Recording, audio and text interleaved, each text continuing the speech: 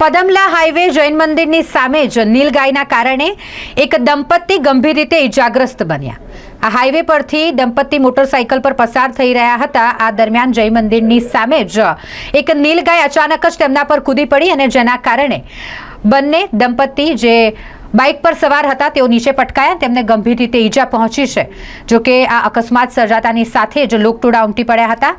રાહદારીઓ દ્વારા 108ને ફોન કરીને જાણ કરવામાં આવતા જ 108ની ટીમ ત્યાં પહોંચી ગઈ અને દંપતી જે ઈજાગ્રસ્ત થયું હોય તેમને હોસ્પિટલ સારવાર અર્થે ખસેડવામાં આવ્યા।